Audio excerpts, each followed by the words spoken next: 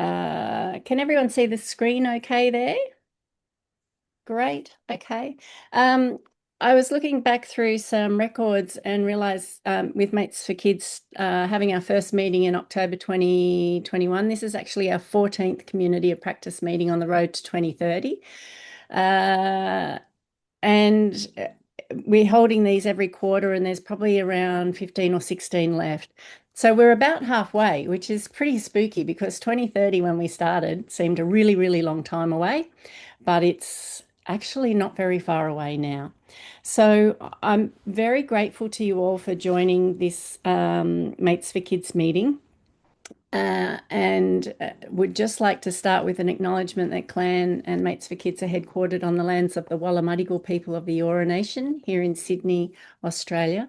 And we like to start our meetings by paying our respects to the traditional owners of the lands that we're meeting on, pay our respects to their elders past and present. And it's always a nice opportunity to pay respects to elders in the CAH community with whom we've been working for many, many years. And this is a beautiful photo of the CAH community in Vietnam with whom we've had a 21-year relationship. So lots of love to all the CAH communities around the world that we're connected with, new and old. Just a quick overview. I just have some quick introductory slides. And I'm just going to do a bit of housekeeping to start with and share the agenda for today's meeting. We're very mindful always that we're working across 6 WHO regions, and we choose times and we try to move them around, but we're never going to suit everyone. So we're very grateful that we can record and share it with everyone. A bit of a refresher on Mates for Kids, what we're doing, who we are, how we're doing it, and when. We're launching our UN Science Summit report today, announcing our Round 7 Community Development Grant winners, a bit of an introduction to 2 key upcoming events, and then introduced to access to medicines. So we generally have a focus on 3 objectives: access to medicines, community strengthening, and newborn screening. And today's meeting really is focusing on access to medicines, but there'll be bits and pieces of everything as well. So this is on being recorded, so if everyone can stay on mute unless they're speaking. We encourage everyone to sign up to the CAP, and we'll be putting the Science Summit report and the guidelines to join the CAP. That's the WHO's Knowledge Action Portal, where we have a platform. We encourage everyone to sign up. And by all means, please feel free to use the chat and introduce yourselves to one another and chat and connect and ask one another questions. And yeah, this is just for us. Really welcome everyone to get involved. So with the agenda, just going to announce the grant recipients. It's very early. Callie, what time is it for you in the US at the moment? Can I ask? Well, I'm based in Amsterdam, Oh, so good. 10 Okay. a.m. Okay. Well, it is really an unearthly time in the US at the moment. So our youth representatives weren't able to join. They did a wonderful job on the Science Summit report. So I'll be sharing that on their behalf. Then we're hoping our team from Vanuatu will be able to join. We do have the team from Ethiopia on the line, which is very exciting. And we'll hear stories from them and the challenges they're experiencing there, but also all the great things they're doing. Then Riziki's just been doing some incredible work in Kenya with the team there, and she's going to share an update from Kenya. We're hoping the team from Zimbabwe will be able to join. Callie's going to talk to us about the work that IDA Foundation does around access to medicines in the NCD space globally. And then we're also going to be launching our next round of grants, round 8 grants, and we can talk about that. So just briefly, Mates for Kids, we're a global coalition of like-minded individuals and organisations, and we're very committed to practical action to reduce the preventable mortality associated with CAH by 30% by 2030. And in this way, we know that we'll be contributing to the SDGs, notably 3.2 and 3.4. We're doing it through focus on 3 objectives: access to medicines, strengthening communities, and newborn screening. We always have the CAH community at the centre. We work with a broad range of stakeholders, and we work across all 6 WHO regions on those 3 key objectives. We started in 2021, like I said, we shared a briefing paper with WHO following a meeting in 2021 with them in 2022, and we've been holding our community practice meetings since then. We hold them every quarter, and we also leverage UN side events whenever we can. Speaking of which, this is the UN Science Summit report that the team from Lehigh did, and huge thanks to Tara and Samia for their great work with that. We had wonderful speakers from IFCA, from Brazil, Colombia, Sudan, Solomon Islands, Indonesia. Really great presentations, and I encourage everyone to go onto the Mates for Kids website. There is a recording of the event there, and we'll also be loading this report up afterwards. Huge congratulations to Brazil, winners of round 7 community development grants. You might all recall we have given a grant to the CAH community members themselves in Brazil, and they're already doing some incredible work developing some educational resources for the community. But we're also excited that the health professionals working in partnership with the CAH community are now looking into a life course approach to reducing cardiovascular risk factors and helping people live long and healthy lives with CAH. So that's very exciting work, and I couldn't see them online. I can't see everyone on the screen at the moment, but I'll look out for them, and we'll make space to hear from them and hear more about their research and the community development activities they have planned. There are 2 upcoming events. In February, we have the UN Commission for Social Development, and we have a plan is in special consultative status with ECOSOC, and we have applied for a virtual side event there, and we'll really focus that on access to medicines. And then in March each year, we hold a side event at the UN Women Commission on Status of Women event in New York. I think we're aiming to do both an in-person and a virtual event. The youth representatives will be doing an in-person event, but we'll be getting in touch with members of Mates for Kids and welcoming people to get involved and tell their stories at that as well. I just also want to frame our focus on access to medicines today by reflecting on the political declaration that came out of the UN high-level meeting on NCDs that was in New York in September, which is where Callie and I caught up in person and had a great yarn, and that's why we're so lucky to have IDA Foundation speaking today. And thank you to Callie and the IDA Foundation team for meeting with the team in Brazil already. But there was some really strong language in that political declaration around access to medicines for NCDs, which is really, really encouraging. Particularly a focus on the need for affordable access to quality medicines, focus on really innovative solutions like pooled procurement, diversified supply chains, and regulatory changes. The thing that really particularly excited me, though, is this target. So member states have said that they would like to see at least 80% of primary healthcare facilities in all countries have availability of WHO recommended essential medicines and basic technologies for NCDs and mental health conditions at affordable prices by 2030. That's really remarkable, and that gives us a very strong platform to advocate for affordable access to CAH medicines, hydrocortisone and fludrocortisone, because both of those drugs have been in the WHO's essential medicines list for children since 2008. So very exciting to see that language. And of course, we're always mindful, yes, we're committed to CAH, but there's childhood cancer, asthma, epilepsy, sickle cell disease, diabetes, so many other childhood NCD communities that we feel called to advocate and work with. So access to medicines within Mates for Kids, we work on short, medium and long-term solutions. We start with catalytic humanitarian donations to keep children and communities alive and to help them grow strong. And then we are really focused on working with communities to help them get their medicines in their national essential medicines list. And finally, on national insurance lists and really leaning on universal health coverage. So we have a lot of tools and resources that can help communities to work on these medium and long-term solutions, and we take a human rights-based approach.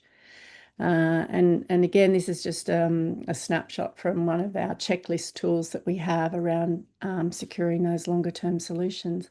So that's just a brief introduction to the whole topic of that we're working on around access to medicines and the focus of our talk tonight. And it's so exciting to see everyone coming together to talk about this. Now, I did mention Brazil had received the Round 7 Community Development Grant, and Callie and I were just recently on a phone call with the team in Brazil at Sao Paulo talking about access to medicines, and we'd like to congratulate Anna Carolina and her team. And Anna, are you able to come off mute? Would you like to speak a little bit about what you have planned with the grant and the work that you're doing with the CAH community in Brazil? Can you hear me there okay?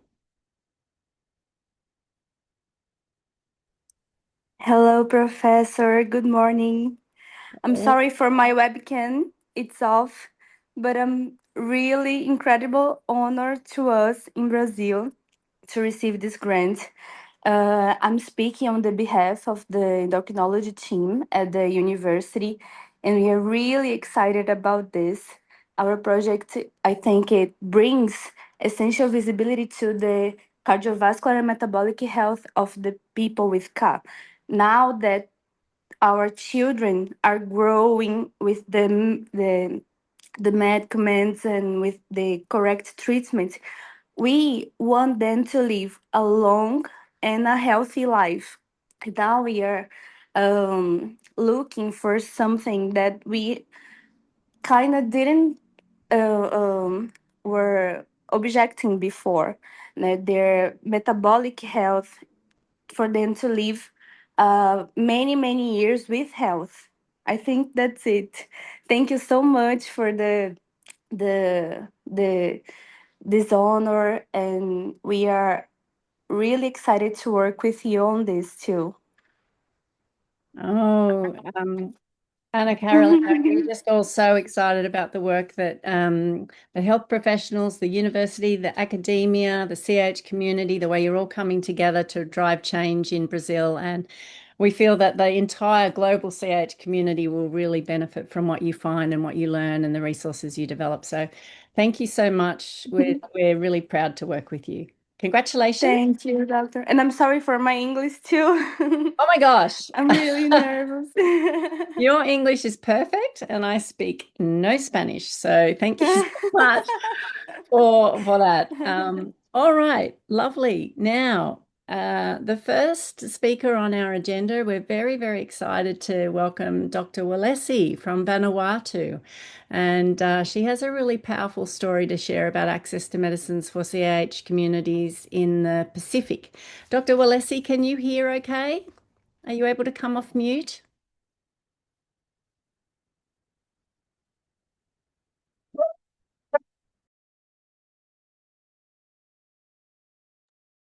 Dr. Walesi, are you able to hear? No problem. We might go to Ethiopia next then, Dr. Walesi. I'll put some messages in the chat for you. And if you're able to hear us, I know that access can be a bit of a challenge at some times. So, Dr. Sewajan and Ayana, would we be able to start with you from Ethiopia while Dr. Walesi works on access? Are you able to hear me, Dr. Sewajan? Yes, I can hear you. Well, thank you. You're welcome now to share your presentation. We're very interested to hear about Ethiopia. Thank you. Yeah, can you help me to add me because my computer is not working. So Yeah. I was trying to. Do you understand me? Yes. Yes, I am joining with my phone and with my computer, but say that my computer is not able to join you because of I think I am removed. Can you help me to join Yes. with my computer? Yes. But I can share my slides. Actually, I don't have too much slides. Otherwise, I can present it by. How would you like me to help you? Would you like to email your slides to Yes, me? I want to join you by my computer, but it says that the host removed you by when I'm trying to join you. Well, that's my fault, isn't it? I apologize for that. Otherwise, I can say it just with. Are you able to email it to me? Okay, maybe that's. If you can email it to me, then I can, and then you can start talking to it. And as soon as your email arrives, then I'll share your slide. Okay, if I'm able to join you now. Just otherwise, I can talk what we had in Ethiopia. Yes. Okay. Yeah, says that the host removed from the meeting. Okay, anyways, let me just I can present what I have from. So now the topic is about the challenge of caring children with CH in Ethiopia. Just that's the title of my presentation. So just as overview, so now diagnosis, management, and follow-up of children with CH in Ethiopia is challenging, it's clear. And usually diagnosis is made by clinical presentation, and usually we are not able to diagnose we are not doing 17-hydroxyprogesterone. So what we do is we send a specimen abroad when we are having patients with clinical presentation. And now currently we have around 25 cases. Actually, we don't have registration, but just by trying to have the numbers, but just grossly from the two major hospitals, we have around 25 cases of CH who are having follow-up in our hospital. So now most of our patients are on prednisolone because we don't have hydrocortisone in the country. And some of them who can afford just for hydrocortisone, we are writing prescription and they are going abroad and they can bring it. Otherwise, we are treating them with prednisolone. And access to fluorocortisone is a challenge. And that what we have to do is families have to bring also fluorocortisone abroad, or sometimes we have to also share. Sometimes those patients who have been diagnosed previously, we have to borrow from them, and then we have to search the fluorocortisone abroad. Or now, because now there is increased demand, we have patients with CH, even now it's available in black market, but that is very expensive. That's very expensive, and then the supply is not reliable. And so far in our country, we don't have any screening, any type. Screening is not done. So those who had a clinical presentation, so we are diagnosing that from the clinical viewpoint. We are assuming that especially males, they are being misdiagnosed with other problems. So most of our patients, when you see in our clinic, they are females, because we assume that males are dying because of underdiagnosis. For example, in my clinic, we have around 15 to 60. I remember we have 2 or 3 cases of who are boys. So others, we think that they have been misdiagnosed and they are not coming to the health facility. And this is what we have the reality. So now we have tried to organize. We don't have CH community, but now after we have in contact with clan with of your motivation, so we started to organize, and now we have assigned one person who can help us to have us as a focal person for CH community. And now we are in the process of importing fluorocortisone for Ethiopian families through support by clan. Still now we are also have Ethiopian Diabetic Association is willing to support us in this regard because the custom issues, the logistic issues are challenging in our setup. So now we are also working. We are planning to work on sustainable supply of cortisol for Ethiopian children. We have to contact. We are planning to discuss with responsible officials. And what our priorities in 2026 is we are planning to distribute fluorocortisone. We're planning to have it from clan, and so we are also planning to work awareness about CH in Ethiopia. And also we were planning to strengthen communities, CH communities, and already started to establish. And also just where there is also a plan to have a presentation about CH in the healthcare professionals in Ethiopia. Maybe it may be conducted soon. So this is our plan in 2026.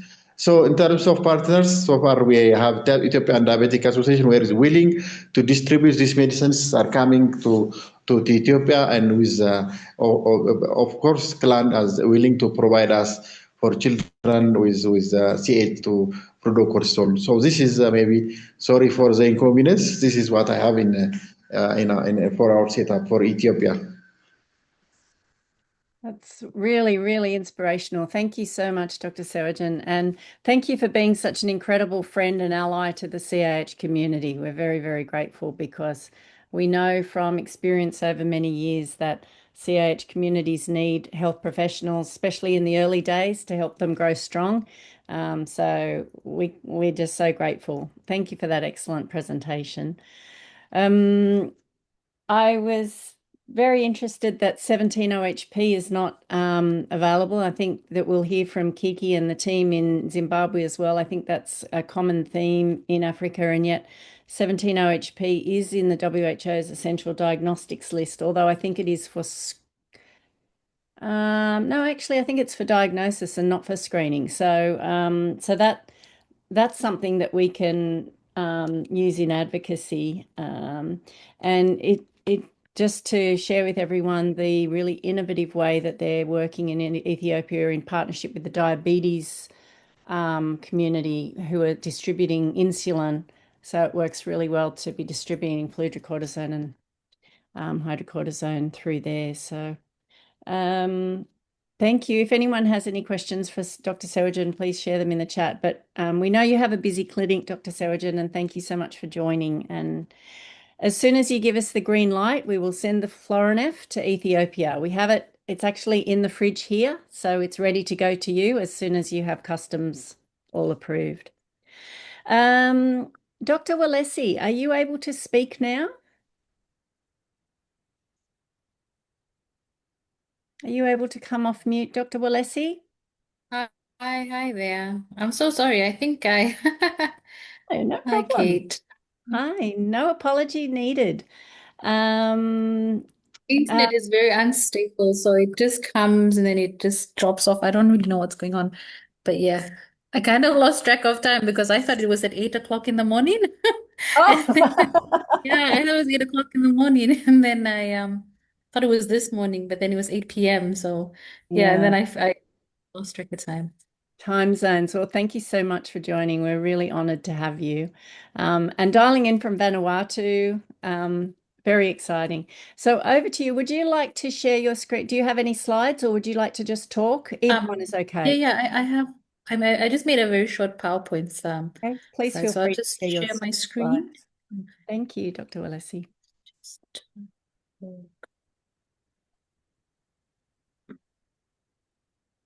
Right, here we go.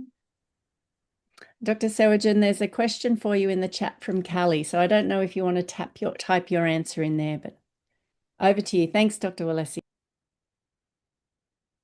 Hi everyone, I'm Walesi from Vanuatu, and I usually work in Fiji, but I've been here for some months, and I've been working in Vanuatu since July this year, and we've just had a few cases of congenital adrenal hyperplasia. I was able to discuss some of the cases with Professor Hoffman, who is the endocrinologist that we usually discuss our cases with in Fiji. And he kindly put me in touch with the Clan Network and with lovely Kate and her team, and we were able to get the medication for our congenital adrenal hyperplasia kids. So just talking about, let me just share this. Are you able to see the PowerPoint? Right, so Vanuatu is a small Pacific island. It's in the South Pacific Ocean. Population is about 300,000 with a median age of, we have a very young population here, of 20.3 years. Children under 15 make up about 1,115,000, which is 38% of the total population. We have a mortality rate of 18 per thousand, those less than 5. Infant mortality of 16.8 per thousand live births, and neonatal mortality of 7.7 per thousand. And I think compared to the global numbers, it's actually quite, the mortality rates are quite less. But then again, it's also underreporting. Vanuatu is a very, when I show you in the map, it's quite a spread out population. So the population is not always in one area. It's very spread out. So it's very hard to track people. It's very hard for documentation. It's very hard for statistics and things like that. So lots of underreporting happening. Vanuatu has 1 national referral hospital and 5 provincial hospitals. So this is the, on the left there is the islands of Vanuatu. It's arranged in archipelago. So we have about 6 provinces: Torba, Sanma, Penam, and each province have a provincial hospital. And the main hospital is on Shefa province, which is the pictured on the right. So this is a new hospital built in 2018 by the Japanese government, and that's where the National Referral Hospital is. And this hospital has celebrated its 50th anniversary recently. It has a bed capacity of only 204 beds, and it has a pediatric ward, which runs specialist clinics, and it also has a special care nursery, which has 6 incubators. The children's ward pictured there has 22 beds, and we also have the capability of an ICU in times when we need ventilation and things. And so in terms of congenital adrenal hyperplasia, we see them either admitted to this ward and then follow them up into our specialist clinic. And in terms of live congenital adrenal hyperplasia kids, we have about 3 so far. 2 male patients who have died. So initially they had 5 patients, and then 2 unfortunately passed away, another one the year before. So of the 3 who are still alive, there's a 3-year-old male who has precocious puberty and some intellectual disability. And he has a sister who is a 12-year-old female who has intellectual disability and has now preferred to become a male. And then there's a 14-year-old male child who has intellectual disability as well and has delayed puberty. And his actual first cousins are the 2 male patients who passed away. Actually, sorry, he has a cousin who's his male cousin passed away, and his little brother had also passed away from CAH.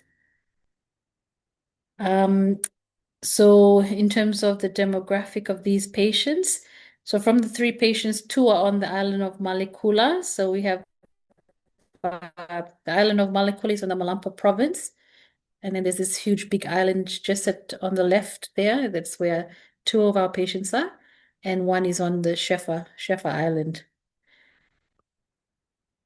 And then we also have another undiagnosed patient who I think is there in Malekula, also undiagnosed, but she's according to the 12-year-old female, that's a friend of hers that she has found that is also going through the same thing as her, but undiagnosed, and is still there on the island. So some of the challenges that we face is the fact that the hospital does not store hydrocortisone oral tablets, but they only have IV preparations of hydrocortisone, and oral tablets just don't get ordered. I'm not too sure why, but it's even in the central drug list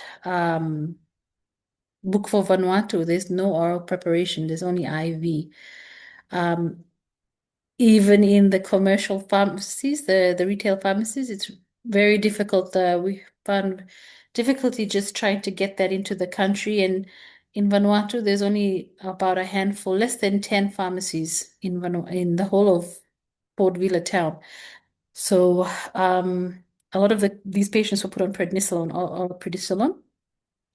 And fludrocortisone also is not in the central drug list, and it's also in the retail pharmacies. So it depends on the orders. If people are not using it, the retail pharmacies won't order it to come in. And also we face challenges in terms of education of parents and patients, especially concerning gender issues that we've noted some of the parents, especially for the congenital adrenal hyperplasia kids, when they start getting into adolescent ages and preferring to be the opposite gender.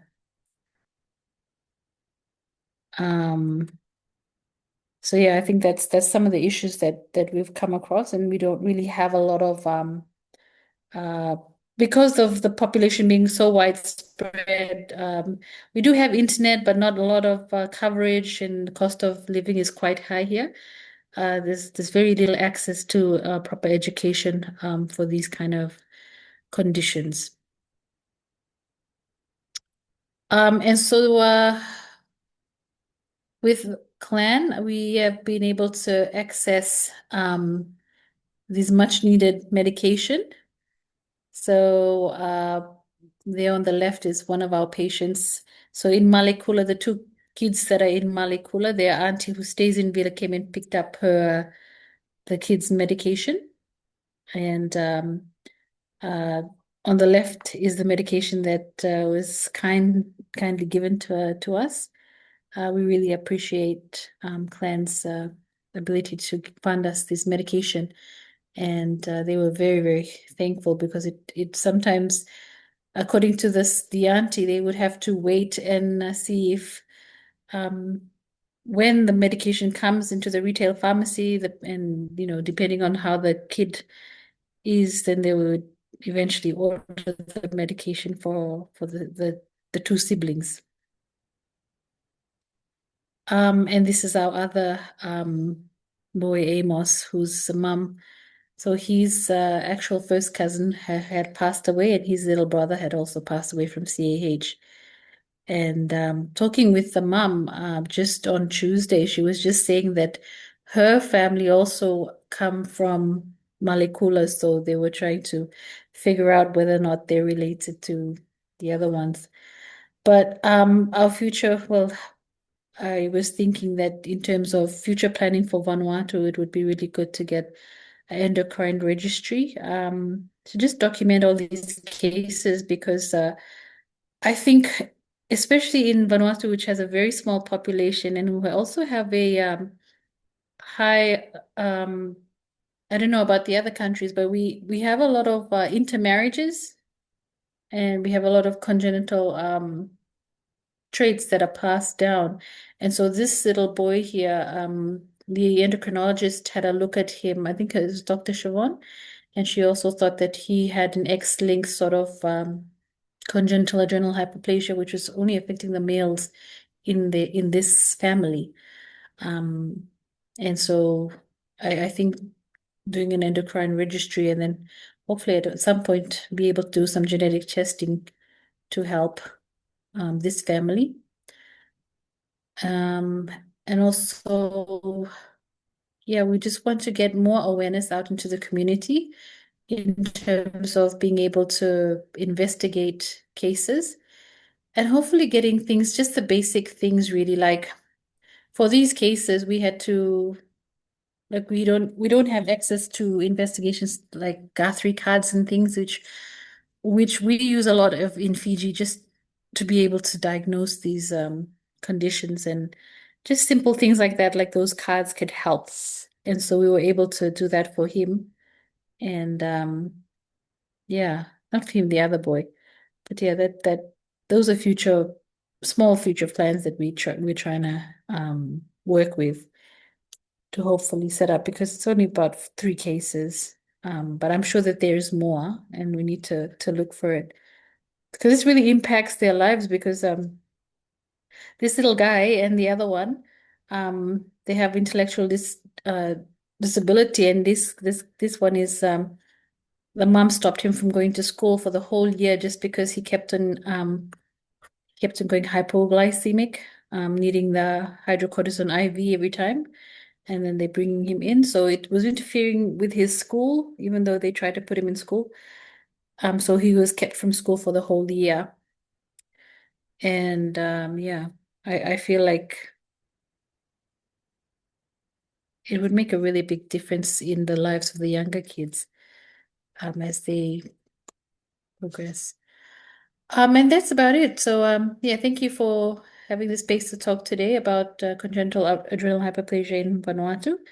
And thank you very much, Clan, for helping the kids. And I want to wish you all a very Merry Christmas and a Happy New Year 2026. And just some of the lovely places in Vanuatu, if you're ever in Vanuatu. On the left is the Yasua volcano from my island in Tanna. And on the right is the Blue Hole that's on Efate. It's a lovely place for you to visit if you ever come to Vanuatu. Thank you very much, everyone. Wow, sincere thanks, Dr. Walesi. I think the volcano looks a bit scary, but the pool looks amazing. So thank you for that really wonderful presentation. And whilst Clan was able to help get the medicines there, I also really want to acknowledge the CH communities in Austria and Germany, because they have been fundraising for Clan, and their help getting funds has helped us purchase medicines as well. So it's truly a global effort here, Dr. Walesi. So thank you for the care that you're giving these children. We really appreciate it. Thank you. Thank you very much. Lovely. All right, lovely. Well, please share. I don't know if anyone has any. Are you able to stop sharing there, Dr. Walesi? I can't see. If anybody has any questions for Dr. Sewagen or Dr. Walesi. Callie, did you want to raise your question about diabetes and access? Yeah, I'm curious to hear. I know you said some of the kind of the distribution and the supply was being coordinated between insulins and FC.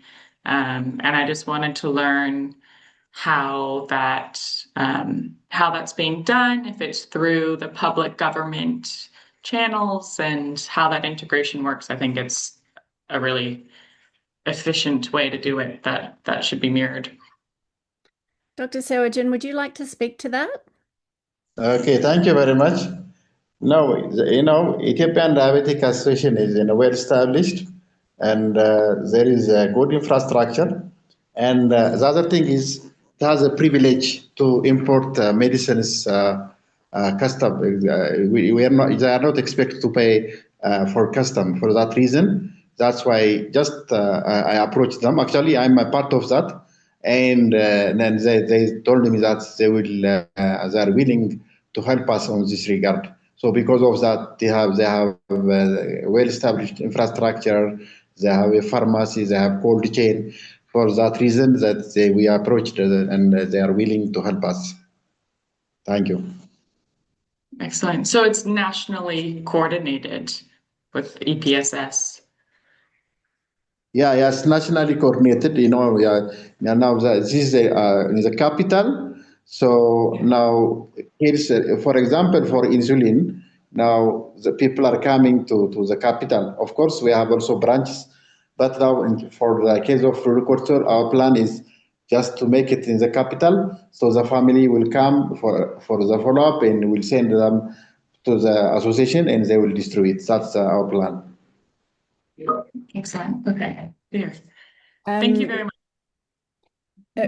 Clan has a long-standing relationship with Life for a Child, which is a diabetes NGO, Callie, and I know they work with the team in Zimbabwe. So when we get to Zimbabwe, you might hear a bit more about that. But now it's time for Kenya to share an update. Kiki, can we hand over to you? We'd love to hear your updates. And thank you again, Dr. Walesi. That was a wonderful, wonderful presentation. So over to Kenya, another continent altogether. Hello, everyone. I hope you can hear me. Thank you, Kate. Let me share my presentation.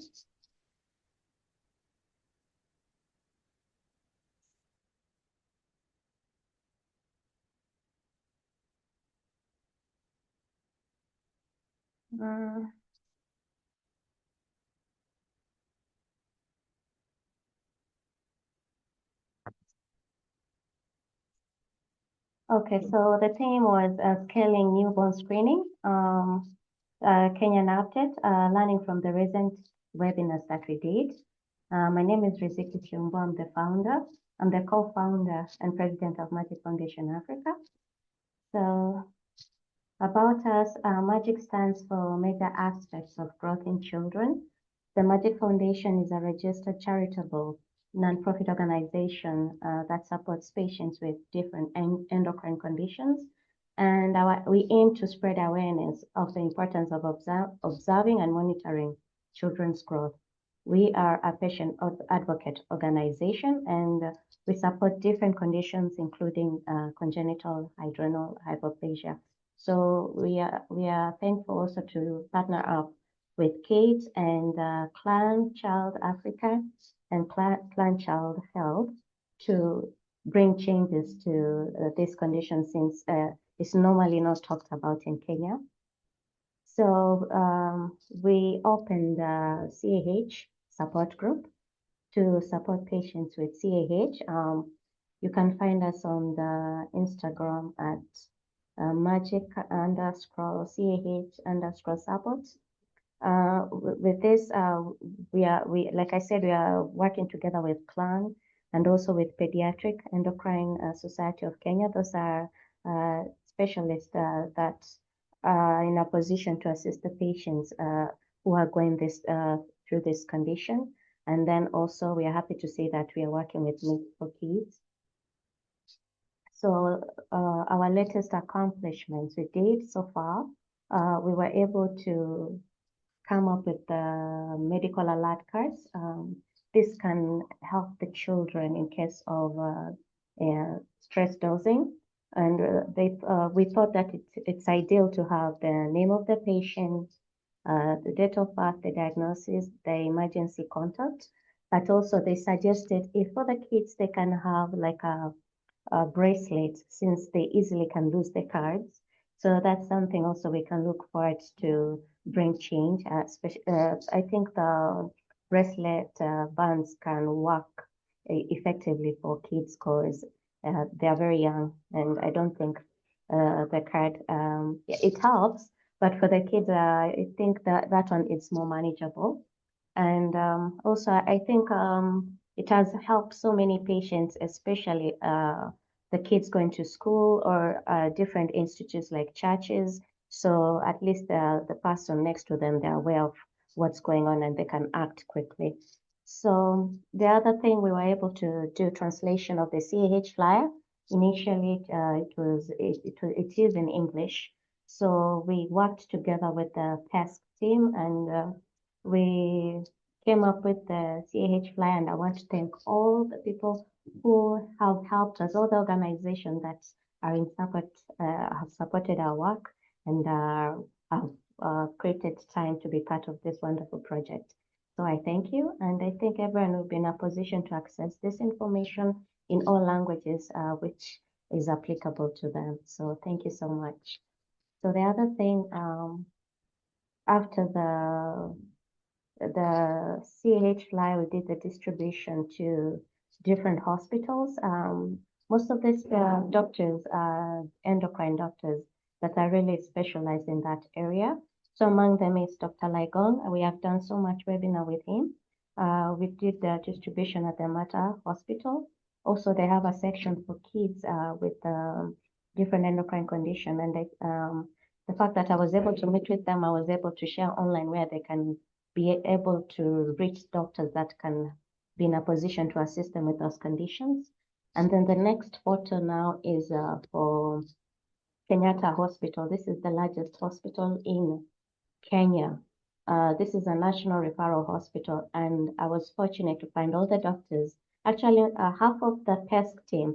So starting from Dr. Amolo, she's the one who has really helped me with the translation of the CAH flyer together with the medical alert cards and anything that I need to know about the CAH, where to get the patients and all that. So I'm really grateful to the PESC team. And then followed by Dr. Njum. There is a time also we did a presentation we have with her, and also that's a nurse who is assisting them during the work. And then the other side, we have Dr. Hilda. She is a specialized psychologist. Initially, she used to be a nurse. So most of the children who have this condition and facing a lot of stigma, and also as they're transitioning to adulthood and they don't know what to do, mostly they are sent to the mental health department, where now Dr. Hilda is there to help those children understand and cope with the condition, and make them also understand it's a normal thing, and they can just live a normal and healthy, productive life. So the next one, it's about the CAH. Like we know, it's a genetic disorder affecting adrenal hormones. Babies cannot regulate salt, stress hormones, or body fluids, and can lead to short dehydration or death without early treatment. Screening allows immediate life-saving intervention. So the first webinar that we had was about the congenital adrenal hyperplasia, and we wanted to see how countries in the high income and low income are managing this condition. And so far, with the comparison from the webinar itself, from the high income countries, we realized that they have better access to newborn screening. So CAH in most cases is detected early. There is more consistent access to lifelong medications like hydrocortisone and fludrocortisone. And then families receive psychological support, specialist clinics, and emergency care training. And then there were fewer deaths from adrenal crisis because systems are well equipped as compared to countries in a low-income country. So for low-income countries like Kenya and most of the sub-Saharan countries, we see that newborn screening is so rare. So the diagnosis often comes late, sometimes after a crisis. Medication shortages are common, and treatment can be unaffordable. There is limited access to specialist emergency care kits and a structured follow-up. Families also face additional barriers like stigma, long travel distances, and financial strain. So the other webinar that we had was about the understanding and managing congenital adrenal hyperplasia. This was more engaging, where we had CAH meeting at the biggest children's hospital so far in Kenya. That's the Gertrude Children's Hospital, that's in Muthaiga. And here we brought families, doctors, and advocates from across Kenya, Africa, and global. It was both physical and virtual meeting. So with in-person participation and over 400 online attendees, including members from DSD communities, and several powerful lessons emerged. So let me also mention that from this webinar, I was able to grow numbers of CAH patients. Initially, we were like around 4, but I'm glad to say that now we are 16 in our WhatsApp group. So we are doing well. And then from that meeting itself, we saw there were lessons that we learned. The families living with CAH and DSD gained comfort in seeing others facing the same challenges. Peer learning proved essential, especially around stress dosing, daily management, and emotional resilience. There was a regional collaboration, strength and solution there. The presence of speaker and participants from Kenya, Zimbabwe, and Austria, Ketcho there, so thank you, highlighted how African can learn from established CAH care networks, parent-led advocacy, and sustainable health partnership. Parent-led advocacy work stories shared, especially from Zimbabwe, showed that when parents organize, governments listen and care system improve. So number 4, there was access to treatment. It must be a priority. Discussion revealed that shortages of hydrocortisone and fludrocortisone, high medication costs, limited access to care affect both children and adults. So also in our meeting, areas of improvement, because I've realized most of the patients also, they're already adults and they had late diagnosis. Let me put this down because I can't see. Strengthening adult care. Many adults face stigma, unemployment, and lack of follow-up care. Kenya must establish lifelong endocrine services, not just for pediatric support. Because I realized even there were members who attended from DST, and it's through stigma. They are unemployed. So for that reason also, they are unable to have access to the hydrocortisone. So maybe it's something also we should work on besides just for pediatric support. And then from there, we had from that exact meeting, I think for the first photo, you see Dr. Renzo Mukwana, who is the head lead at the Children Gertrude Hospital, explaining the CAH and what to expect and how to manage and all that. And then the next photo is Dr. Esther Cobell. She's the co-founder. She's a pediatrician and co-founder of Plan Child Africa. We've been working closely with her, and I'm happy she traveled all the way from Uganda to come to the launch of the first CAH meeting. So thank you, Dr. Esther Cobell. And also we posed with other parents. I think you can see me wearing the black and holding the CH flag. That's a parent who is really young and she was really confused. She came with her baby. She didn't understand the condition of her child, but the moment she saw other parents, and she felt really comfortable and not alone. And the issue of the hydrocortisone is a major concern, because she really traveled from far to come to attend this meeting. And it's from the hospital that she was able to have access to the hydrocortisone. So our 2026 agenda will work on access to this medicine for such patients. So what is newborn screening? Newborn screening is a simple test done shortly after a baby is born to check for certain serious health condition because symptoms appear. Early detection allows doctors to treat these conditions early and prevent disability, developmental delays, or even death. So we also had a webinar on newborn screening that saves lives. So we had presenters from Brazil, Indonesia, and Kenya. So this is thanks to Dr. Tanya Agostini and Dr. Catherine. And let me say also, Dr. Agostini has a wonderful book for CAH for girls. I'm happy to say that one of the PESC members, who is Dr. Amolo, she passed through we are doing a translation in Swahili, and she finished it. I'm the one who's now doing correction for us to put it out there, but I'm glad to say now it's out, and I should be able to share with everyone by next week. So with this webinar, the lessons Kenya and other African countries can learn is we can make newborn screening a national priority. Countries like Brazil, Indonesia succeeded by embedding newborn screening into their national health policy and not treating it as a pilot project. Start up with a high impact disease. Scaling works best when countries begin with life-threatening but treatable conditions like CAH, congenital hypothyroidism, and sickle cell diseases. Use of simple low-cost screening methods like heel prick, dried blood spots testing is affordable and scalable. Key for county and rural facilities. Strong referral and follow-up systems are critical. Screening only saves life if positive. Babies are tracked, recalled, and treated quickly. Brazil's strong success came from clear referral pathways.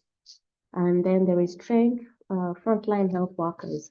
Midwives, nurses, and birth attendants must understand when to screen, how to collect samples, and how to counsel parents. 6, data system must be centralized. Successful countries have national registries to track screen babies, results, and outcomes, helping with planning and funding. Partnership accelerated a scale-up. Indonesia and Brazil use partnership with universities, patient groups, and international technical partners. Financing must be sustainable. Donor-only funding doesn't scale. Successful models use like the government budget lines, insurance. Here we have an HIF and SHA coverage, public-private partnership. And then there is parental awareness is as important as technology. Parents must understand why the test is needed, that early treatment saves lives, and that screening is not a stigma. And then pilot, evaluate, scale model works best. Brazil started in phases, proving impact fast, then expanding nationwide, a strong model that Kenya can adopt. So what Kenya is doing currently, newborn screening is offered in some major hospitals like Kenyatta National Hospital, that's the biggest national hospital in Kenya. We have the Aga Khan University Hospital.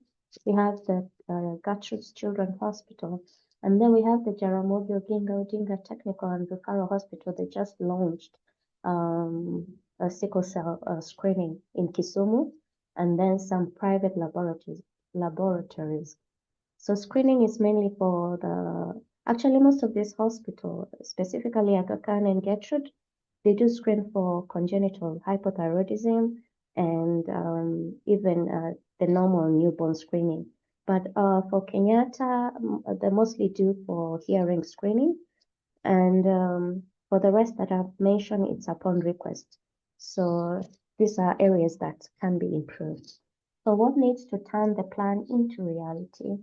Advocacy to include other treatable congenital disorders, e.g. CAH, metabolic disorders in newborn screening policy. And then there should be investment in laboratory infrastructure, sample transport, data system, and registries. Training of healthcare workers, midwives, lab staff, and building follow-up and treatments capacity across countries. There should be a sustainable funding mechanism, government budget, health insurance or social health insurance fund, donor supports or public-private partnership. All this is lacking in most African countries. Actually, if the parents that I've interacted with, the health insurance does not cover most of the endocrine condition, including the CAH, or even have access to this medication. So we really hope the government, we can engage the government to include all these conditions that also come with accessibility of these medicines. And then engagement of civil society, patient organization, and community to raise awareness, demand, and follow-up compliance. So with that, I want to say thank you so much.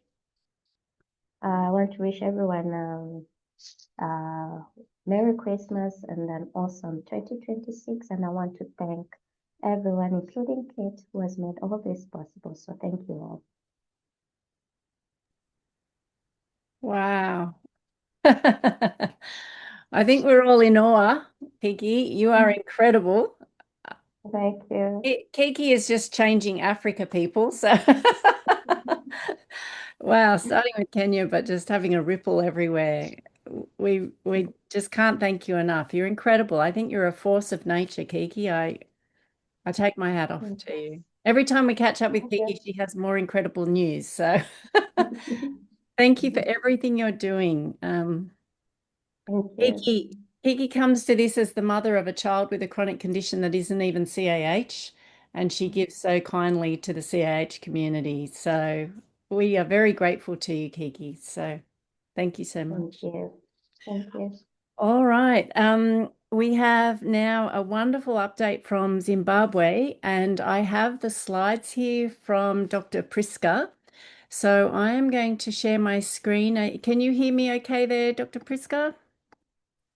Hello, Kate. Thank you so much. Thank you. Thank you. So please let me know when you would like to change your slides, and we will do it. We're very grateful to hear from Zimbabwe today.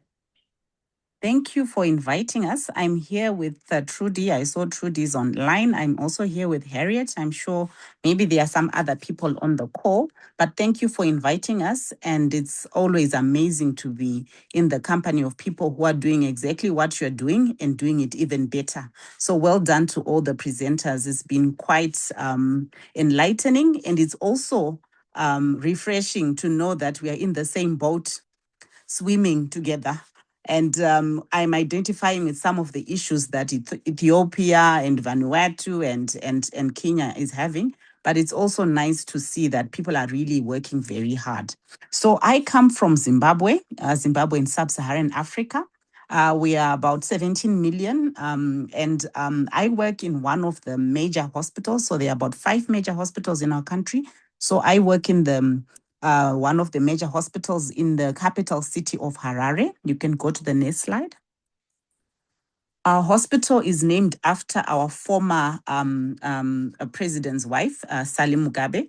So that's the name of our hospital. So we get lots of patients from all around Harare because we are a referral center. And then we also get other referrals from outside of the capital city. We are getting most of our referrals from the maternity unit. And you know how when they notice ambiguous genitalia, now they know where to refer. So the referral system has really improved. We are also getting lots of referrals from our general practitioners and colleagues. The pediatricians in our country also know that we are running a clinic specifically for disorders of sex development, and CAH is one of them. So we really don't have that newborn screening program yet. We've been talking about it for years. It's really about funding, but we are hoping to work with the people who are doing sickle cell and other things. So hoping that it's going to come in the near future. But we feel that this program is very important, like what Kiki was saying. We really need to be able to pick up children quite early. And you'll see that the numbers are very low. And I think because we are actually missing the diagnosis rather than that there are no cases. So our major reason is ambiguous genitalia. And we are running a clinic every Tuesday at our hospital, specifically for endocrine. So as I said, we see cases in that clinic, DSD cases. There's me, the pediatric endocrinologist. There are other pediatricians in there. We also have pediatric registrars in training that pass through the clinic. We've got nurses, medical students. A lot of teaching happens in our hospital. So the picture I put up there is a jacaranda tree. You'll see this season in Harare, we are having those lovely purple trees that were planted as early as in the 1800s. You know, so it's a lovely sight in our country right now. From the month of October to about December, we are really happy to see those jacaranda seasons. Next slide. Can go to the, yes, thank you. So the clinic was established back in 2020, and we have sort of formed now a multidisciplinary team. We've got pediatricians, we've got pediatric surgeons. Recently, we've also had a pediatric urologist. We've got psychiatrists and psychologists, but we don't have any genetic counselors. You see that the counseling is really lacking in that aspect, and it's sometimes we have to do it, the psychologists have to do it, and it's a gap that we have seen, you know, that needs to be covered. I think as, I'm not sure who was presenting when they talked about the need to actually follow up the families, because one patient with CAH may have a sibling or a cousin with CAH, and we've found one family that has got a connection with another family that comes to our clinic. And I think those are some of the things that we can actually harness in terms of picking up more cases. So our clinic is about 12 patients. We've lost 2 along the way. One of them was a boy, and you know, this was a boy with CAH and cerebral palsy. So you'd find that the male children are really, we don't have a lot of them. We have more of the females because they present, you know, with ambiguous genitalia, whereas the boys don't really have ambiguous genitalia. So it's really difficult to catch the boys. That's why that screening really needs to happen. So out of our cases of DSD 25, I would say 50% of them are actually people with CAH. And we do have the 17-hydroxyprogesterone, but it's only available in the private sector. So it's been costing parents close to $100 to get this test because it's not available in our public sector, but the private sector has got it. And we are very happy with the partnership that we've established with Clan, starting off with Trudy about 5 years ago. And then now Harriet has also come on board. And then we've had 2 donations for hydrocortisone and fludrocortisone. And also the knowledge that is being shared has been very helpful for the families and for us as well. And we are really grateful for that. The picture I put up there is one of our monuments, the Great Zimbabwe, which was built quite a long time ago. I think I've forgotten the dates, but this is a symbol of resilience, a symbol of mastery, where long ago, this used to be like a royal household where people would build walls to enclose the royal family. So this was built and is still standing, probably 1,000 years later, it's still standing. And it was just from granite stone and man-made sand and bricks and all that. So just to say that, with that resilience that is being depicted there, we can actually do more. We can still stand and hold our heads and say we can still manage these cases no matter what, with everything that we are going through. We still need to be resilient and to continue whatever we are doing. Right, next slide. So most of our families, like I said, facing the challenges of diagnostics, a lot of family trauma. We've seen that you have a child with ambiguous genitalia. It's actually a journey. And sometimes some people don't understand. There's lots of stigma. There's lots of out-of-pocket expenses, just the diagnostics coming to hospital. There's burnout. And like I said, the medicines are costing an arm and a leg for some families. But we are grateful for that donation because it has gone a long way in making life so much easier for the families. For us in our country, it's really hard to maintain gender neutrality. So gender assignment becomes quite important early on. So those diagnostics are important. Confirming that this child with CAH has a uterus or not, all those things become quite important early on. And we're happy because at least for that, our surgeons are very forthcoming. Our list for doing a laparoscopic examination, just going to look and see if there's a uterus, is it happens quite fast. What is slow is then when you need to do a surgery later on for genitoplasty and things like that, it becomes quite difficult. But in terms of just them going to look, them going to confirm that there's a uterus, there's an ovary. Sometimes they do a biopsy and say yes, there's an ovary, and you are not mixing it with something else. That happens quite early on, and we are glad about that. And some of the other challenges really is we've had a bit of changing in our legislature. There's now talk more of forbidding sex-changing surgical operations to minors. So, there's a lot of mixture with CAH and DSDs. So you'd find there's a bit of noise that's going around, but we have engaged the people from the ministry.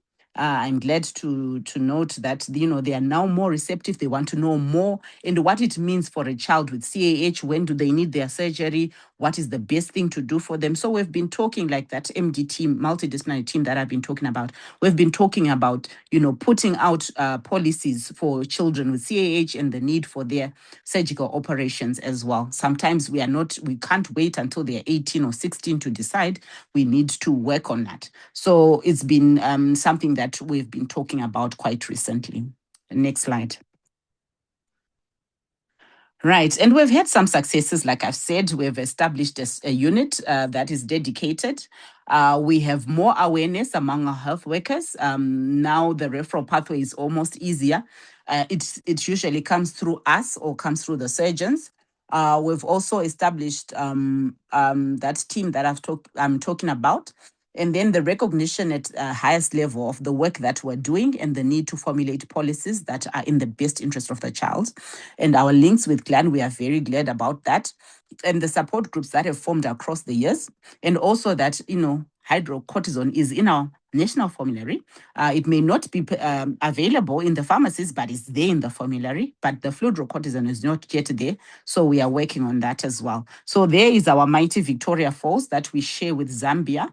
And with their successes, you see that you really need partnerships. You need to be able to talk to someone, and you need other giants to hold your hand. So we are very happy for those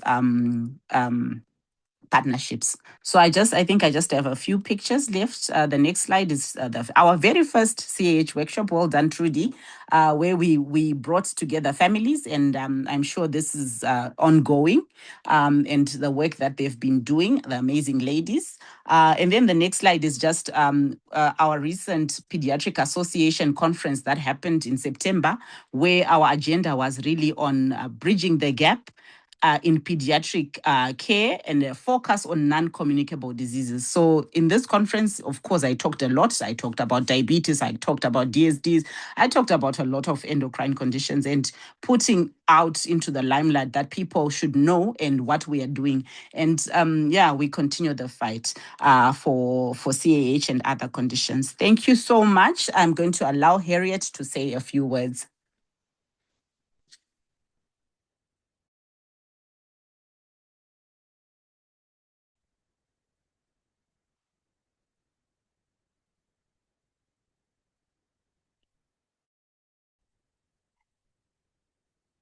Thank you very much for that. I had sent my slides to Kate. Hopefully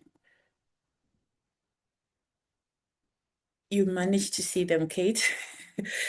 My screen sharing is a bit tacky.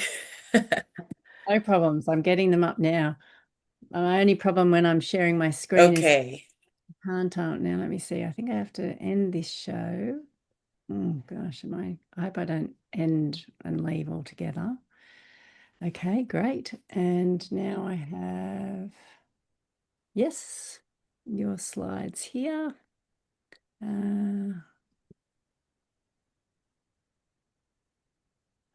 Awesome. Can you see those okay? Yes, brilliant. Thank you very much, Kate. So my name is Dr. Harriet Mondiwa. I always say I am PhD. I'm not a medical doctor. And I'm the founder and president of the Endocrine Southern Africa Trust, which is ESAT. So dealing with endocrine conditions, and chief among them being congenital adrenal hyperplasia. So now the support group that I lead is mainly for CAH.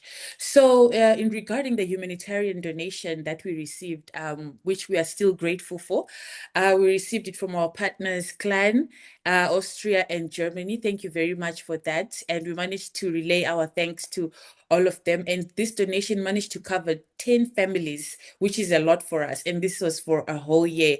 And we used the checklist to identify the most needy families. We just didn't say, okay, we're getting these people. So we had a criteria for identifying the needy families.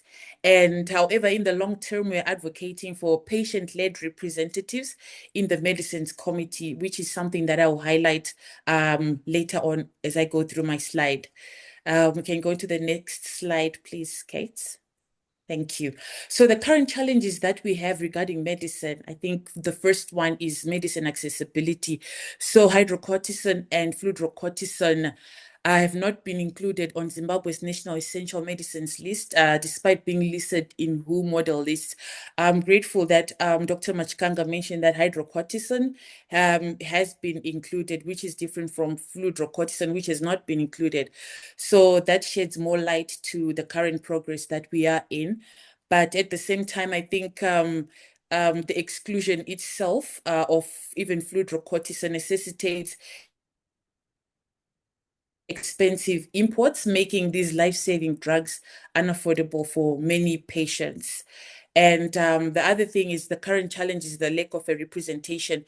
So there's a notable absence of patient-led advocacy representation in the medicines committee. I'm not sure if there's anyone at the moment, but from my understanding, I would be happy if I could probably represent my community as well. So that being said, I think we need our representatives in those decisions or the decision-making bodies regarding essential medicines list.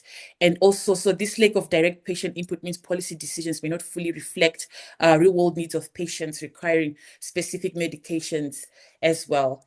Because we're also talking, I think Solucotev has not been available, if I'm not mistaken, which is the emergency drug. I was looking for it at the time at the pharmacy. I haven't been able to find Solucotev. So I think that follows that need for patient-led representation.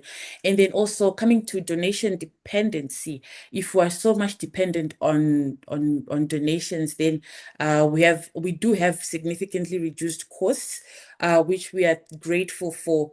But that also is a temporary solution, because once the supplies are exhausted, we face a critical medicine shortage, which happened a year ago when our supplier, they had crisis in terms of not being regulated with the medical councils of Zimbabwe. So that also hindered, even though our donor wanted to send medicine, they were not able because of that deadlock. So I think if we do have a more sustainable solution, it will bridge that gap so that our children will have continuous medicine without any hiccups in between. So we can move on to the next slide, Kate. Thank you. And so why import dependency is a crisis, that's I just mentioned some of the things, but Zimbabwe's pharmaceutical sector is heavily reliant on imports. So that's a crisis also, because when goods are imported, obviously they are coming from other countries and they're already kind of expensive. And when they reach us, the final consumer, sometimes we're not able to afford them. And then patient accessibility, the absence of local manufacturing for these specific drugs forces reliance on expensive imported options, making life-saving medications unaffordable for many options. Obviously, this is something that we can tab at the table as a policy, or it's something in the long term that can actually be done. Why or how are other countries producing hydrocortisone and fludrocortisone? What can we do as a country to also, not only that, but maybe other essential medicines that can help our children to live, without worrying about where their drugs are going to come from, or parents and caregivers worrying about the fact that they cannot afford, because we're talking about a lifelong solution for a lifelong condition. So I think that is something that we can also tab, and why import dependency becomes a crisis for us. We can move on to the next slide, Kate. Thank you. So proposed solution, maybe just a bit of what I would, at the top of my head, think of. I think patient representation is critical. We need patient advocates in the medicines committee to ensure decisions reflect real world needs. And then also implementing transparent processes for adding drugs to the essential medicines list, and also managing that procurement. So I think that speaks to when the patients are also involved in the processes, because I think it's more of just knowing that, okay, the medicines came and they were received at a certain place. But I think when there's that transparency in the process for adding those drugs, or how drugs are added, I think from my own understanding right now, I'm not sure what criteria is needed to add drugs to essential medicines. So that it helps me to know what I can do for the patients that I lead to, like push the process faster so that they can be added to the list. And I speak maybe not just for ours, but there are other rare conditions as well that do not have them listed on the essential medicines drug. So long-term goals are the inclusion of hydrocortisone and fludrocortisone in the National Essential Medicines list, and local manufacturing would foster local production. I think this is important because this would reduce dependency on imports and make the medicines much cheaper, because the children with CAH are going to be born. More are coming, and we need to make sure that we have long-term solutions for that. And as well, lastly, a sustainable advocacy, establishing a permanent role for patient advocacy in health policy making. I think that would go a long way when we know that there's a patient-led advocate in the health policy making, because I think outside of other medicines, I think there are other things that we would need. We need patient databases. We need all these things. We need access to remote areas. And I'm sure once our voices are in there, they can help us also to find easier ways of making sure that this pulls through. So maybe the last slide, if there is any, Kate, thank you. So that's a call to action, is to unite our stakeholders, bring together government, healthcare professionals, and civil society to advocate for access to essential medicines and establish a patient representative. This is in the health policy making bodies. And then sustainable procurement is very important, to develop sustainable procurement strategies to ensure long-term medicine availability. So I think for me, this is the major things that come about, and this calls for the huge appreciation that we have for the donation that we got for the medicine, because there's some of the things that we are working towards, and they have not really, kicked off, but we are in the process of doing that. So thank you so much for that. Thank you, Kate. Absolutely brilliant. Oh my goodness. Tomorrow I have a meeting with a department in the Australian government to talk about access to medicine, and you've just given me my script. So thank you so much, Harriet. And Harriet, please tell us all what your PhD is on. Oh, have we lost Harriet? Anyway, Harriet's PhD is on strategic business, something. Anyway, you can see it shines through in her presentation. So huge congratulations. Excellent presentations from the team in Zimbabwe. We're so grateful. Are you there, Harriet? Oh, no. We might. Anyway, I might ask Harriet to write it in the chat. All right.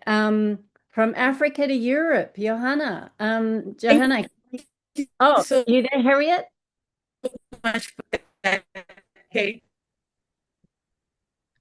Oh, you're welcome, Harriet. We're having trouble hearing you. Can you speak? I'll write to you in the chat, Harriet. We're losing the sound. I'll write to you in the chat, Harriet. I'll write to you in the chat. Oh, okay.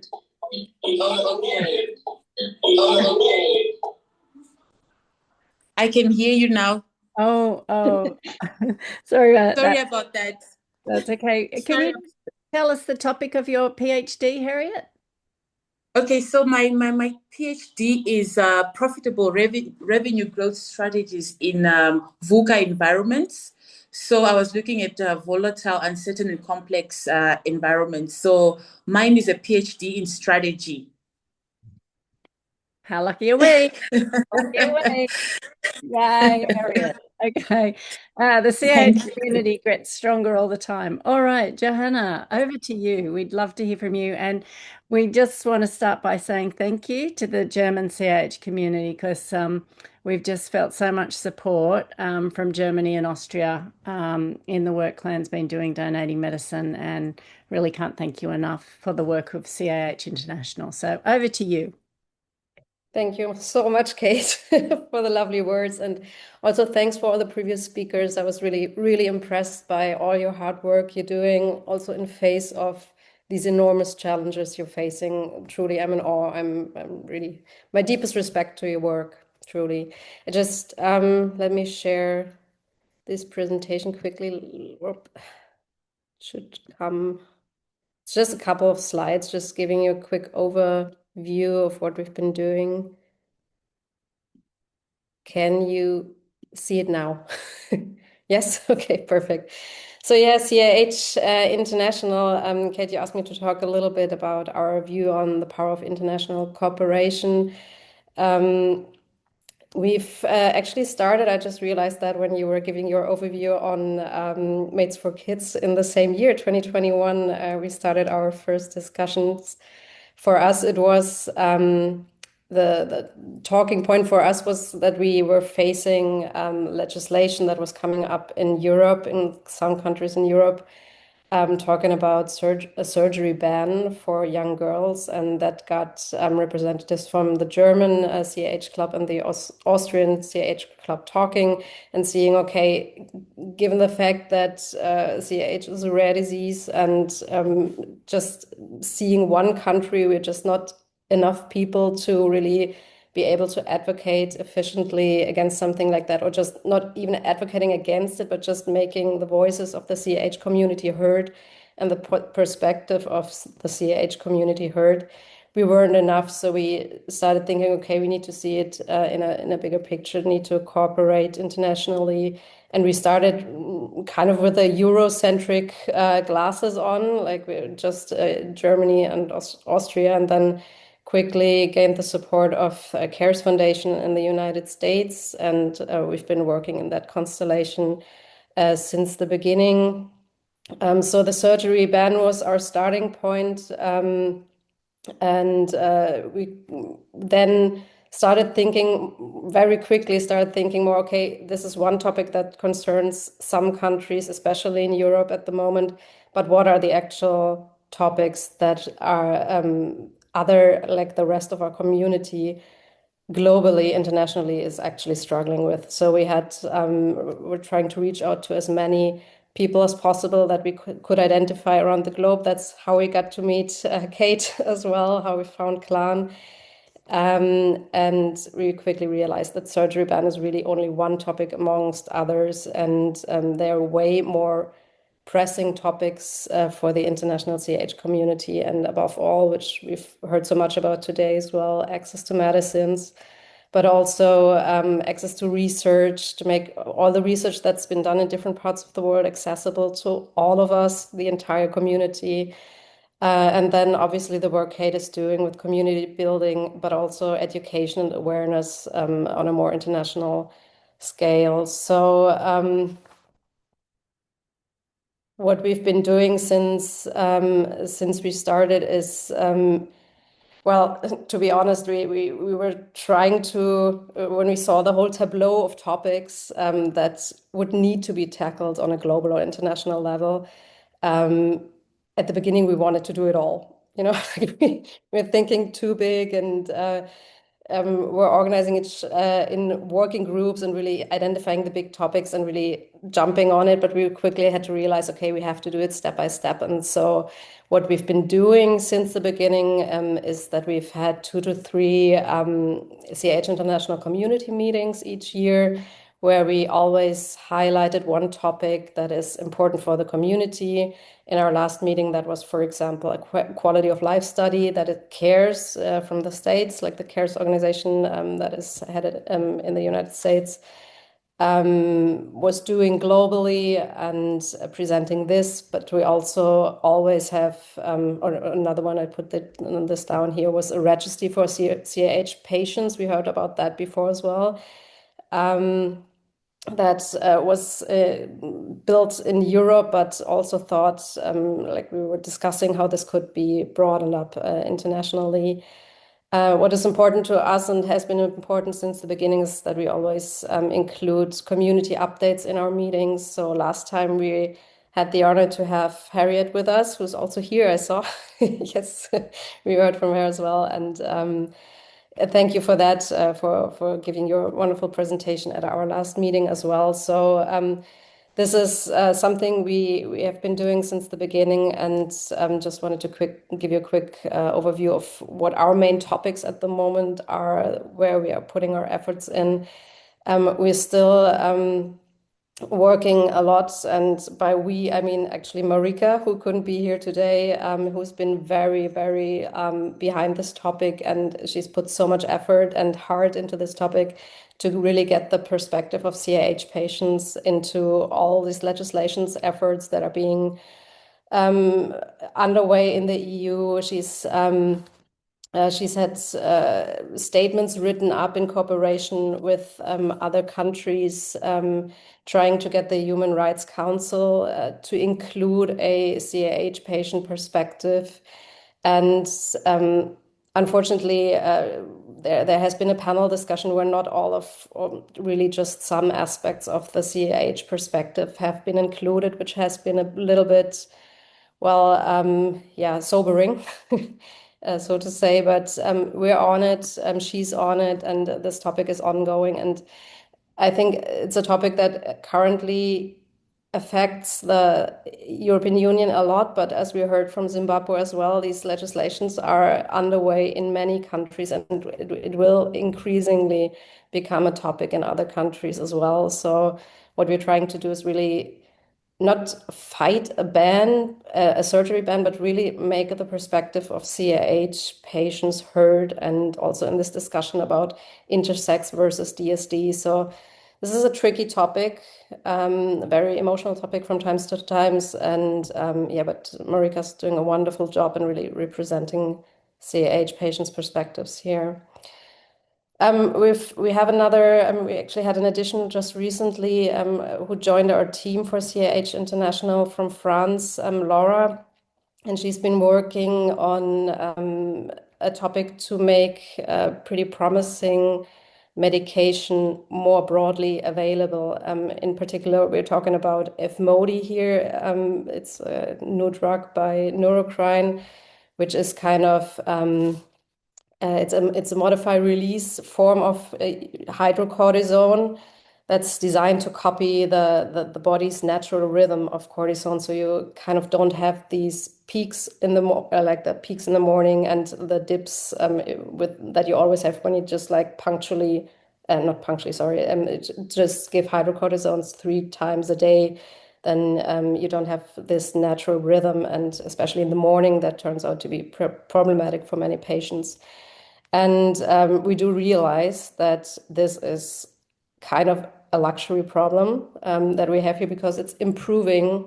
It's the next step after hydrocortisone. And we see on a global scale, we're fighting in so many countries to still make hydrocortisone accessible. So, but the idea behind this is, and Laura is working on this also with the entire French CAH club, writing statements to the CEO of Neurocrine and really challenging the commercialization of a drug like Efmody, and really showing how beneficial it is for CAH patients, and creating awareness and advocating for the commercialization in more countries. And this will hopefully soon trickle down to and have effects in other countries as well.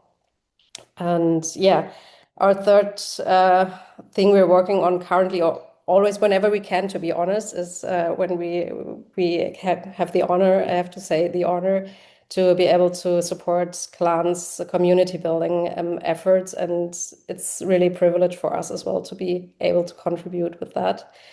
And I just wanted to give you a quick overview or just show you what Marika has done here, because really Marika has put the effort together and started this fundraiser first in Austria, where we were trying to raise money for medicines for Zimbabwe. And it has started well already in Austria. And then we took the opportunity, because we had a CAH club meeting of the German Association just recently. And this was just the perfect opportunity to show it there. We had I think 140 participants in this club meeting.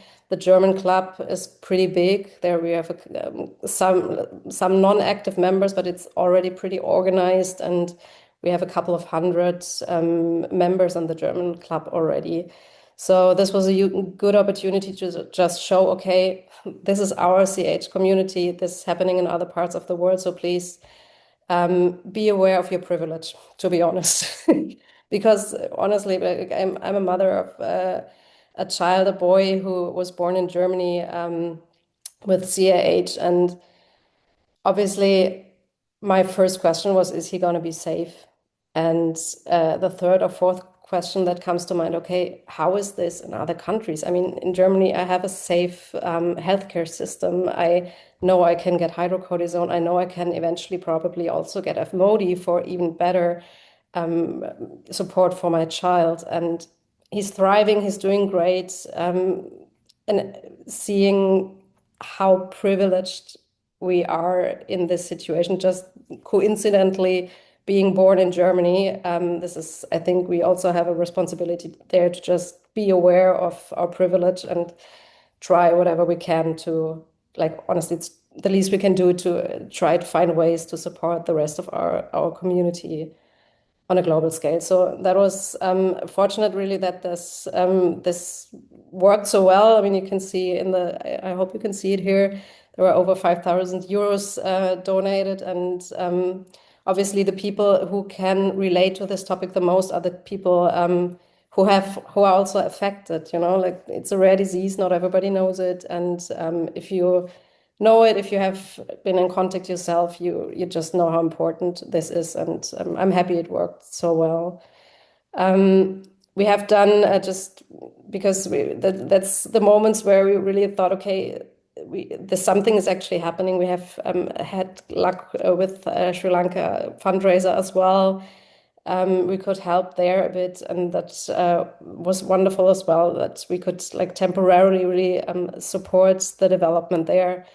And another topic was in the past that is really where we saw international cooperation is actually working when we had the situation with the Ukrainian war, which we unfortunately still have, where through connection to international connection, we could actually get hydrocortisone and aldosterone into the country by Ukrainian, like a connection with a Ukrainian person who lived in Austria, and we could get this organized there. So this is just where all of us, this circling, a long circle back to the beginning, we all really see how powerful international cooperation is in this topic, especially because it's a rare disease. And yeah, this gives us hope for the future, even though we're not even closely where we want to be, and we're, you know, we want to do more always, but we're just, all of us are just humans. But we're on it, and we're hopeful that through international cooperation, we can really achieve a lot. So thank you, and thanks for having the opportunity to speak here. Thank you so much, Johanna, and thanks to the whole CH International team. And we are very, very, very blessed as a community to all come together that way. So thank you for that update. And thanks for always agreeing to speak. We aim to have CAH International at all of our community of practice meetings. So we feel like we're always asking you, but we're grateful for all the updates. So thank you very much. And Ethiopia is next. Ethiopia is next on next cab off the rank. So so that's great. And having big, powerful partners is just so important. And this is where I'm really grateful to Callie for joining us from IDA Foundation. So I was at an event in Geneva. We held an event at the World Health Assembly in 2024, I want to say. And I met the founder of IDA Foundation there, Harm. And he very kindly connected me with Callie. And when I was in New York in September, we met and we just spoke for about an hour, and I was crying and we were laughing, and Callie didn't run away, and she listened, and here she is. And she's joined us in meetings with the team in Brazil. So I just want to thank you, Callie, for everything. And we'd love to learn more about IDA Foundation and the work you do, especially for childhood cancer. But any hope you can offer us, or any advice you can offer us as a community wanting hydrocortisone and fludrocortisone sent around the world. So over to you, Callie. Amazing. Thank you. I'm very honored to be here. I think Every presentation has been really quite inspiring on the initiative and the impact and the humanity behind solving these problems. So thank you very much for having me. Let me share my slides. Should be huge. And so I'll go through a little bit about IDA Foundation, what we do in non-communicable diseases with NCD Connect, and then specifically how we're hoping to, what work we're putting into getting to supplier relationships of quality assured HC and FC. So maybe a bit about myself. My name is Callie Weber. I'm originally from Seattle in the US, background in bioengineering, and then have done a career in global health and primarily in the cancer space, both working in capacity building and screening programs in country and now upstream more in the supply of medicines and products. But now I'm based in Amsterdam with the IDA Foundation. So I'll say the global burden of non-communicable diseases is Kelly, we can't see your slides. Are you sharing slides or I not? am slides, so thank you for telling me. No, that's okay. I can't see them. I don't know if other people can. This one? No, we can't see them yet. Sorry. Yeah. Now it looks like it's, yep, kicking in. Oh, thank you, Anna Carolina. We're very lucky to have you here. Thank you. We can, perfect. Thanks, Callie.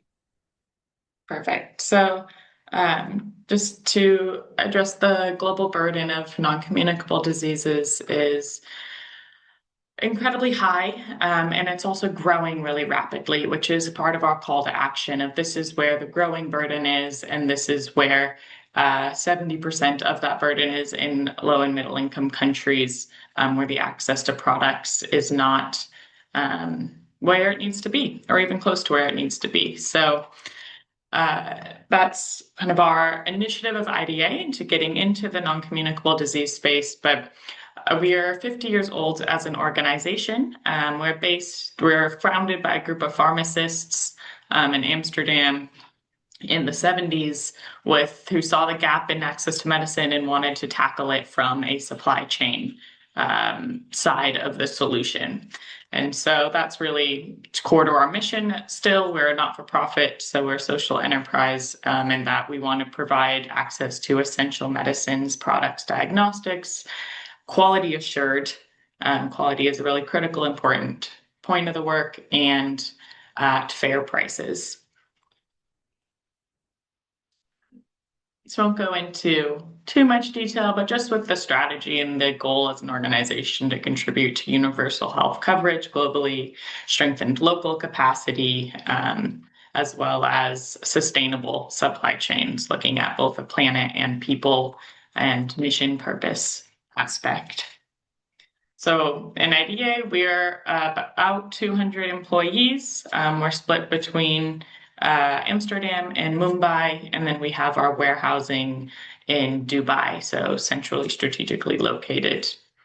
Our teams are from all over the world, so which helps because we have customers from all over the world with language and cultural diversification.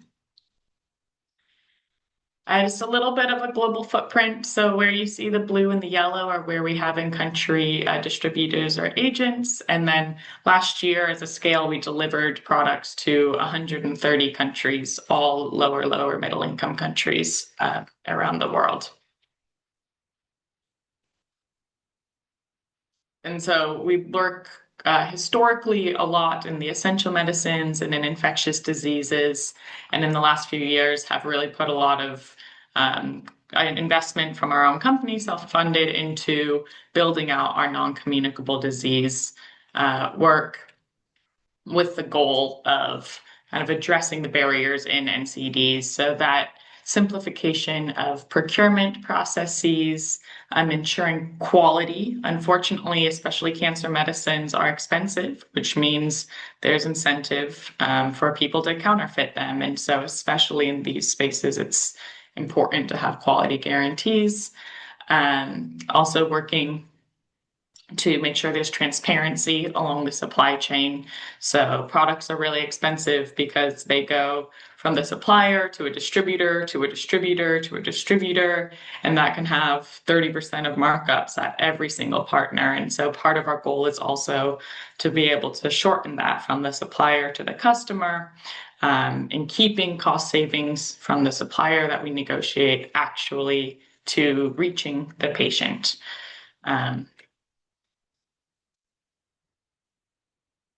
It's part of what we do. And so NCD Connect, we have a digital platform that has a complete fit to market portfolio for non-communicable diseases. So we focus on the big four of cardiovascular, stroke, diabetes, and we do a lot in the insulin space, respiratory as well as cancer. But of course, CAH also falls under NCDs. And so it's in scope for us to try to be a part of the solution. So our goal is, we have one supporting organization, so we get to leverage the history and experience of IDA and everything we do with the NCD Connect team. We try to take an ecosystem approach, which is why I'm really happy to be a part of this group and really having partners across these disease areas in country and globally, and being able to, getting the product there is a part of the solution, but it's not the whole solution. So it needs to be an ecosystem approach of, receiving it, of having healthcare providers trained, of having the patients being recruited, having support for transportation and financing. And so that's where I love hearing all the work being done in this side and this org, because they link, and they need to be linked. And then also coordinated procurement. And so that means is instead of a buyer having to go to 20 suppliers for these products, they can go to IDA. We have contracts with all the suppliers on the back end. We do all of the quality assurance and supply mechanisms. And so it's an easier process for a hospital or for a government to coordinate. And that means efficiencies for the team, for the time, for making sure things are delivered together in a coordinated manner. So just to visualize the partnership approach, I should put plan on this slide now, but just some of the partners that we have the privilege of working with in the NCD space.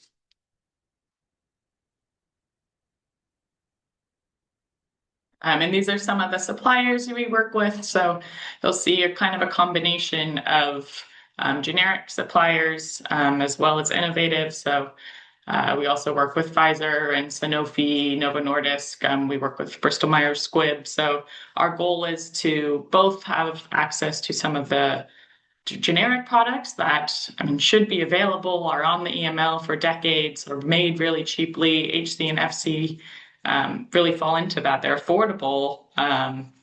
They're just not there. But it's also to augment that with let's have best-in-class care made available to patients globally, innovative products at fair prices. So that's part of our work with innovators as well in getting those access partnerships. Our goal is to have kind of a one-stop shop or a comprehensive portfolio that meets the needs of the customers where we're working. And of course, it's not everything you could want, but we try to be reactive. If we're getting requests for something that's not there, we can go back to sourcing to supply it. And that's really where we're coming into this coalition of, I was talking to Kate about being able to provide HC and FC through NCD Connect, and it wasn't in our catalog. So what we're doing now, with also help from Kate, is mapping all of the suppliers who make it, segmenting those into who make it out of quality assurance that we would be able to supply, and also who makes it at cost competitive prices. And so, and then in January, we'll release a request for information from our sourcing team. And that will go out to all of these suppliers to basically say, this is the products we need. Can you share us the prices? We can give you X volumes. This is kind of the story behind the request. And for many of these suppliers, we have an existing working relationship from IDA. And so trying to leverage that to see if we can support with a quality assured supplier for HC and FC to be able to partake in all of these donations and sustainability procurement programs.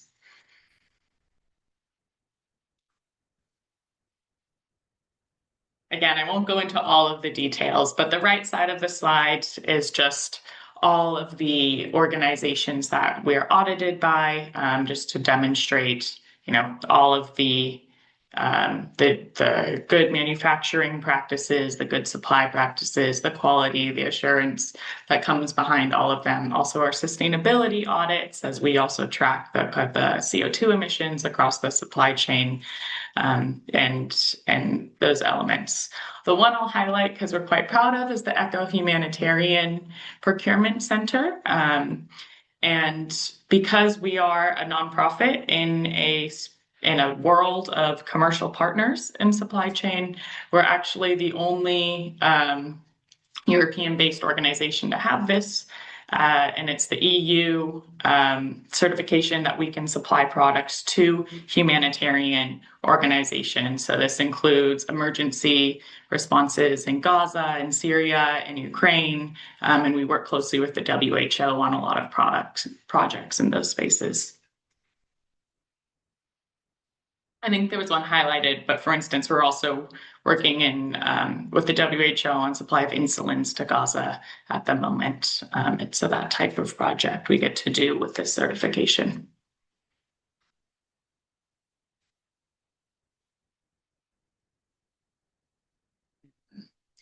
And yeah, so what the products that we provide from a medicine side, they all fall into one of these categories. So it's basically a WHO pre-qualified, it's approved and marketed in an SRA country or a WHO approved country, or we do our own complete dossier review. We've had kind of capacity partnerships with suppliers who aren't quite at this level, but we work with them to help them get them to this level or help provide know-how and guidance so that they can become qualified to supply at quality to a global market. And for that third tier, what we do is every product that we buy from them, we actually test before shipping to a customer so that we can guarantee that even though they're not audited by the WHO, everything that we provide is quality.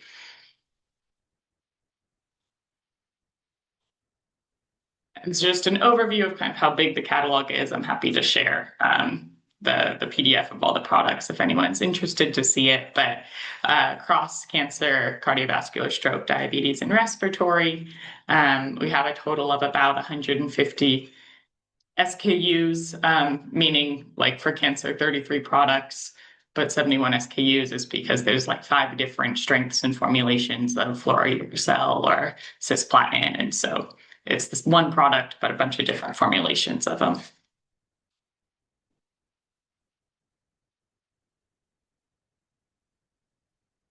And so how it works is government, a ministry, hospital, an organization, an NGO, local or international, can log on to the NCD Connect platform. They can see all of the products that we have available in our catalog. They can put it in a basket and request an RFQ for a quotation. I will say we don't do any donation programs. It's all purchased at access pricing, but that's kind of our scope. And of course, we have to make sure that anyone who comes on is legally eligible to buy and distribute, that they're a legitimate partner, that they won't be reselling for profit, et cetera. So there's a little bit of a due diligence, but it's pretty straightforward in terms of how it works to order. And then from IDA team, we manage everything end to end with the customer. So it's the ordering, it's the quotation, it's the supply, the delivery, the customs clearance, making sure that for products that need to be kept refrigerated, we ship them in cool boxes with temperature trackers throughout the entire shipments. So that is all kind of under the IDA wheelhouse of working together. Yeah, so that's kind of what we do as an organization. And I think January, February, we'll be working with some of the suppliers of HCFC, and I hope to be able to come back with some good news on their interest in working with us as well. Wow, that's just fabulous. I'm so happy we met, Callie. Thank you so much. I've got a million questions here for you, but I'm going to follow up with you by email because I feel like, yeah, but just one question, for example, when Clan has sent medicines, so the communities, Clan hasn't accepted money from the pharma industry since 2018. So we really are committed to sustainable business solutions. So when the team in Germany and Austria put money into our account, for example, or we get money from our donors and we raise money, then we buy from organisations in Australia that have special registration, and then we ship it to the countries once the local Ministry of Health has approved the donation. Does that mean in future we could go through the IDA Foundation portal? The Ministry of Health in a country can put in the order, they can choose what they want, then we could pay the money for a catalytic 3-year donation, and we could, wow. Yep, exactly. So exciting. Okay. Well, thank you so much, Callie. I'm mindful we've run 2 minutes over our time, but thank you so much to our brilliant speakers. I would like to say, oh, there we go. Kiki would like to know about growth hormone, if that's available. Callie. I'm not sure actually. Let me send you the catalog, and then you can see everything that's available if that's okay. Thank you. Thank you so much, Callie. And it is interesting because I think that the IDA Foundation is really connecting in with the NCD movement, and the UN agenda has been very strong on that. But just this year, the UN WHO passed a resolution on rare diseases, and I know that we've got a lot of rare disease fans here. So I don't know if you're planning on going into rare diseases in the future, but CAH sort of straddles both. So that's a bit cheeky.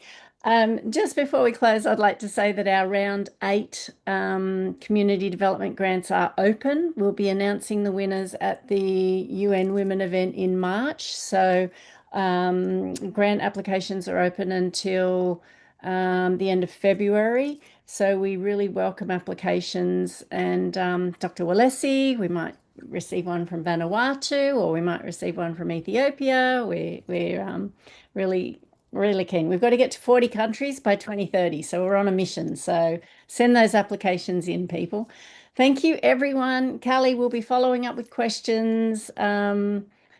Is it okay if people are asking for your contact details if we share your email contact details with this community, Callie, as well? Yeah, fine. And I'll share also it's fine to share my contact, and I'll share kind of a 1-pager and the catalog as well. Amazing, amazing. If it's okay to share your slides as well, that would be great. But we'll be sharing this recording with everyone, and I know everyone will want to watch it. Thank you all so much for your time, and thank you for the incredible work you're doing. We're on track to reduce mortality by 30% by 2030, and we'll get there, team. So thank you to everyone. It's a pleasure to work with you all. Have a wonderful day, lovely weekend. Bye. Bye. Thank you. Bye. Bye. Thank you. Bye.